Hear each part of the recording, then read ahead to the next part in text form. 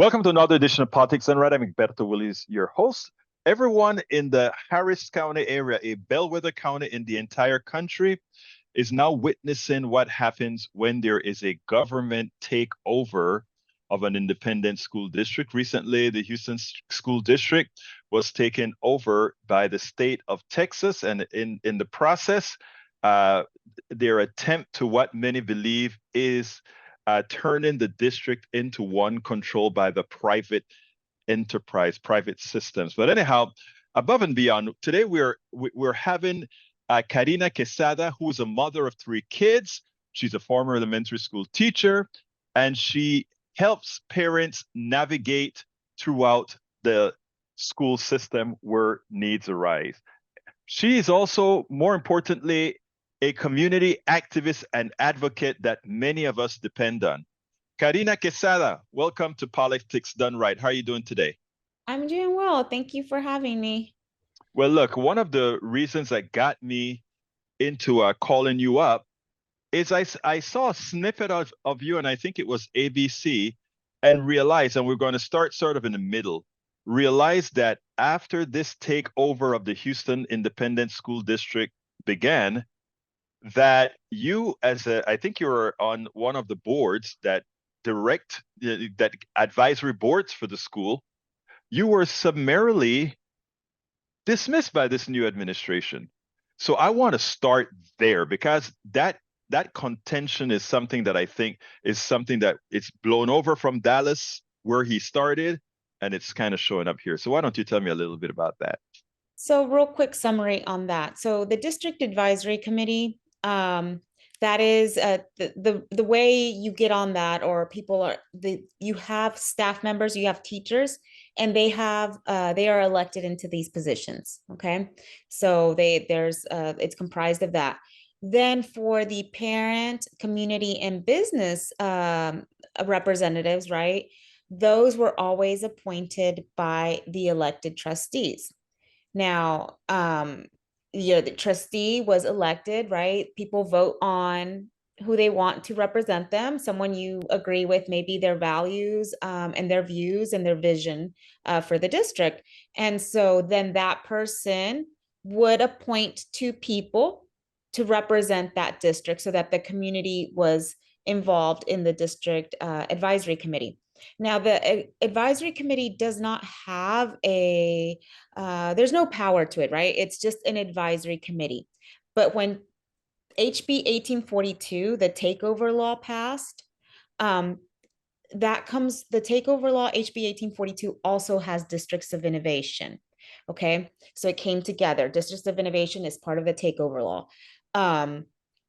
And so they, that in the statute for that, it says that in order for a school district to become a district of innovation, the district of innovation plan has to be approved, has to be voted on by the DAC, the District Advisory Committee, before it can move on to the board, the trustees, the board of managers now, and then they can vote to approve it, and then you can become a district of innovation.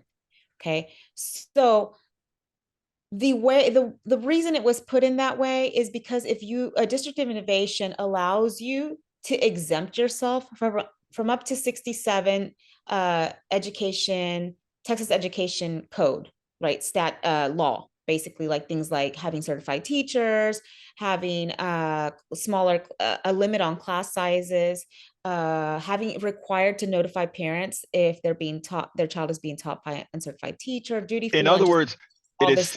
it is seeking the consent of the peoples whose kids are attending the district to say it is okay for us to dispense of some of these regulations. Absolutely. So it's wanting the approval of the parents, community members, and the teachers that are all going to be working under this type of plan. And so again, in order to get it to even be voted on, to even get to the place where you have it established, it has to make it past the DAC. I was on the DAC when we voted on District of Innovation plan back in 2021. I voted no. It never made it out of the DAC, right? That's why we are still not a District of Innovation. So Miles is going around the clear intention of the law of this statute by removing um, district advisory committee members who weren't on board with this plan, who weren't on board with the takeover. And so I got dismissed. 18 of the members now, of the members that are there, 18 of them have applied to be on the board of managers. Okay. A lot of these people have been very public about their support of their takeover and support of a district of innovation, right?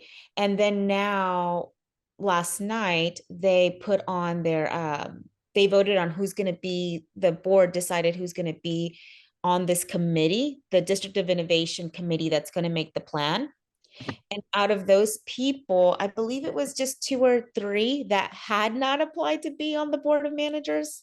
Like they're like it's all just the same In other words, people. they're putting a whole lot of yes people on there that are not necessarily reflective of the community. It's not reflective at all. It's going it's going around the clear intention of the law, right? Of why you would need to get a district advisory committee approval, right? Because before you decide to dismiss all these laws, you can't give that much power to a school board and a superintendent. That's why this clause was put in here to provide some guardrails, some checks and balances before you go and do this.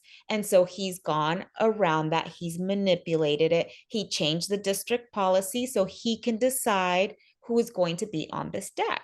Okay, let's talk about the district proper. The Houston School District got taken over by the Mhm. state, supposedly for performance reasons. It turns out, as I recall, it's only Wheatley High School that fell in the performance that had a performance issue now, and that the school was actually on the ascent. Moreover, I understand that there are many other school districts within the Texas, in the entire Texas, that are doing much worse than Houston has ever done, and they were not taken over at all. So, do I have that correct thus far? Yes, and so in 2019 they tried to take us they tried to take us over, and then there was an injunction, right? And so they couldn't take us over. So then they filed, I believe it was Benincourt filed SB 1365. Right. And so that allowed and brought in the mechanism so they can continue moving forward with their takeover. So that's why we're here. It's because of what happened in the past, not what is happening presently. So it's retroactive is what's going Okay, on. so they didn't care that improvements were made in No, the it doesn't matter. district. It's not about that. It's about taking over a school district. It's about taking over a school district that didn't do what they wanted them to do. In 2018, we were supposed to charter off 10 schools, 10 of our schools. We didn't do it. We are one of the only school districts that had schools that could have triggered this takeover. And all the other schools went ahead and chartered off their school, the school that might trigger a takeover, so that they wouldn't get taken over. So let me We see if I do that. understand you right. You said, in effect, this was a state bribe. In other words, in order to have a private corporation get into the school district, you go ahead and you privatize some of your schools and you avoid the state takeover. You decide that you don't want to privatize any of your schools, and the state comes and takes it over. And now we have in Congress that will be, I think, in the October session, they're going to try to voucherize put voucherization that would be applicable throughout the entire state. Correct? Correct. In the special session, yes. Wow. So what and so what We they're didn't do the starting. chartering, and then we didn't do the district of innovation. So we were just being bad boys and girls down here in Houston, deciding for ourselves what we want for our kids, for our children, for our teachers, for our schools. And they were like, no, that's not what we want you to do. So they came and took us over. This is all political. No, it's interesting because it's not like Mike Miles had a success story at Dallas, the place that he came from. In fact, as I recall, he left a whole lot of scandals back there, and He now did. now he's here, uh, turning some of our libraries into prisons. Tell us what is the recourse that parents have now that this takeover has occurred? I think what we need to come together and try to, I think the best recourse we have is trying to come together and find ways that we can like some type of direct action, right? I continue to go to the board meetings now, not because I think that they're gonna, anything I say is going to move them in any way. They're just there to rubber stamp. I know that.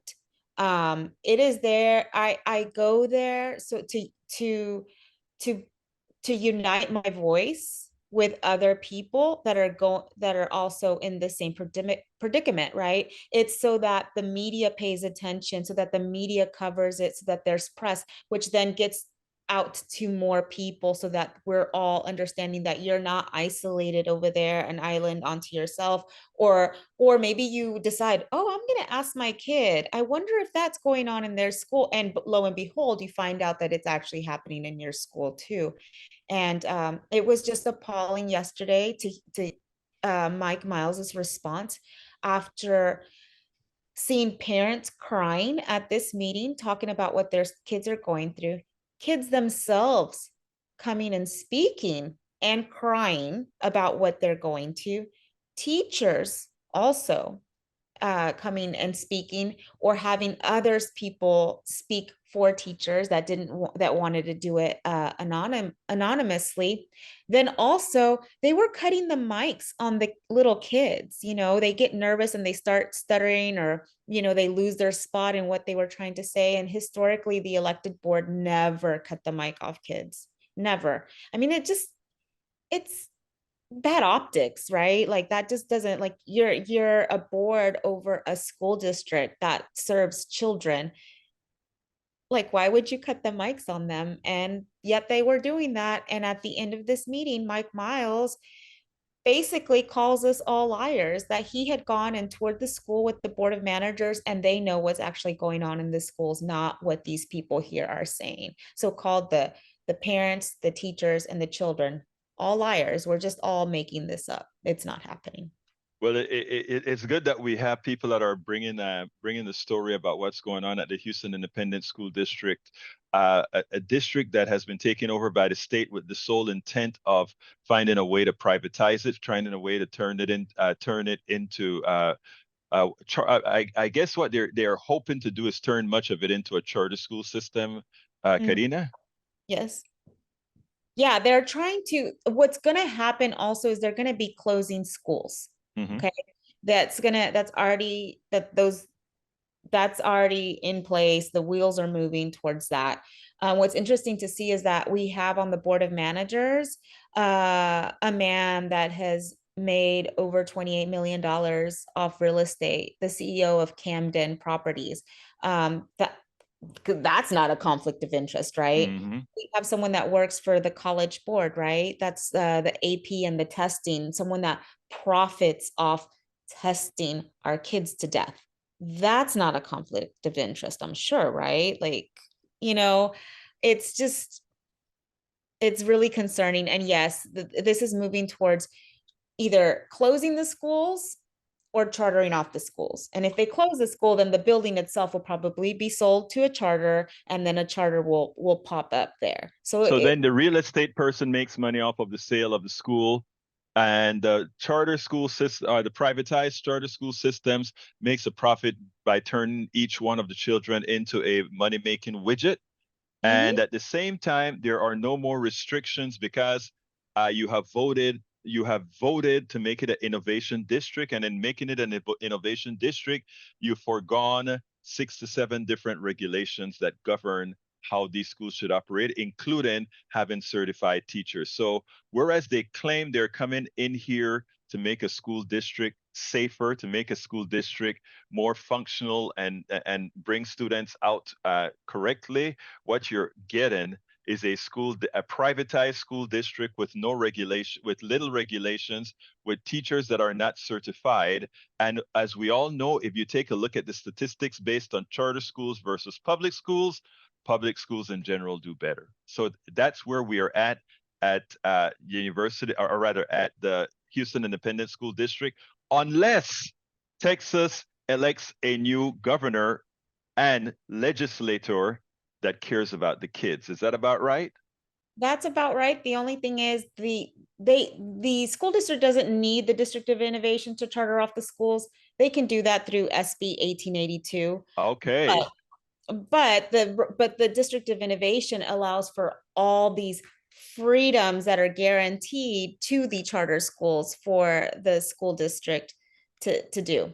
Got Yeah. it. Well, Karina Quesada Leon, give me a little closer how you'd like to close this session. Um, I think I would just like people to know that to really pay attention to what's going on in the school, in your school district. Show up. Even if you're scared to speak, don't speak. You don't have to speak right away. But I'm sure that once you do, you go to one of these meetings, you'll want to voice your opinion, but be involved. Don't be afraid to speak up. Um, join up with community voices for public education if you want to know more information and more ways to continue to fight back, file grievances, file complaints. Get with us, we'll help you, we will help you file those complaints. And how can they get involved with you? It's on the website. It's Community Voices for Public Education. I don't remember it off the top of my head. I'll put I it in the blog. I know at the Twitter handle is at Houston CVPE is the handle.